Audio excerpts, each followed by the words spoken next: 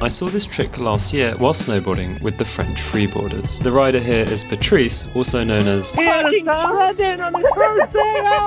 and to be honest, this trick kind of blew my mind. But what is it exactly? Well, clearly it's a backside 180, but through counter rotation, Patrice is able to delay the 180 until the very end. This, coupled with the steezy lifting of the back foot and straightening of the front foot, he then stomps down the back foot, and there is no arguing that this trick looks absolutely sick.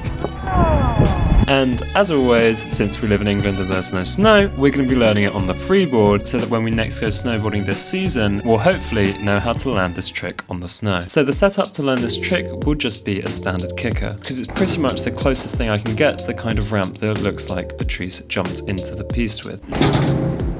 Now by this time, I'd already practiced this trick for a couple of sessions, and it definitely helps to try and take a bit of direction off the kicker. In this case, I'm jumping a bit more to the right because my weight is on my toe side edge. The next thing is the fact that you'll almost certainly be taking off in regular and so landing in switch. And so although this trick isn't crazy difficult, you do want to be quite confident in riding in switch, because actually you're not just landing in switch in this case, you're kind of landing in switch but looking backwards, which is not so bad but definitely takes some getting used to. The reason why you end up kind of looking backwards when you land is really because in mid-air you should be spotting the ground so that you know where to land. I've personally found that it helps to spot behind you and towards the ground. Spotting will really help to sort of slow down the air time so that you don't feel like everything is a blur in mid-air. It's something that I've only recently really learnt the true value of since starting to learn gymnastics in the last 6 months. Which, by the way, is probably the funnest sport ever, possibly more fun than freeboarding. Yes! Because it's like having all of your stats put up to infinity and you don't take any fall damage, unlike the skate park.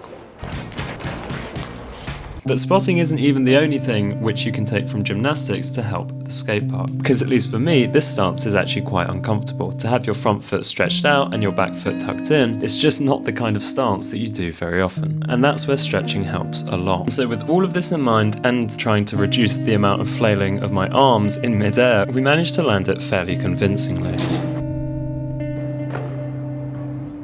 Another thing that helps a lot is to really try and imagine your back foot coming up as high as possible, and only once you've reached that maximum do you then stomp the foot down into the 180.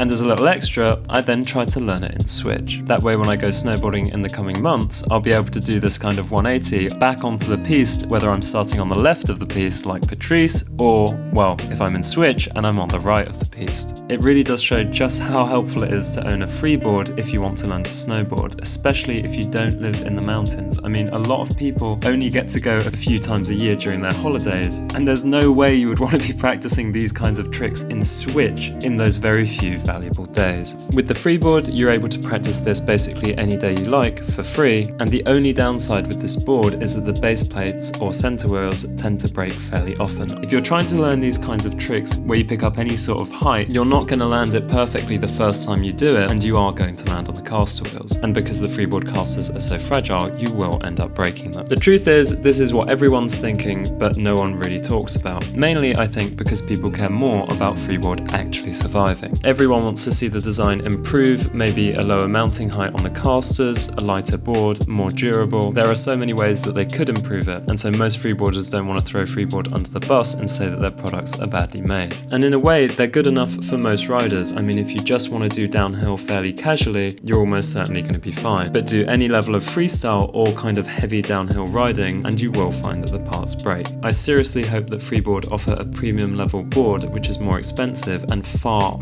more durable than what they currently offer. Because if you want to market it as a freestyle board, this isn't good enough. And you know, what if Summerboard start to make a non-electric board? What would be Freeboard's unique selling point? The only thing that it could be is either the price or the fact that it's got an unparalleled quality. And so I hope that maybe next year or the year after, Freeboard release the best freeboard ever made. And I'm sure if you freeboard, you have a lot to say on this matter. So definitely let me know in the comments. But otherwise, thank you so much for watching and have a good one.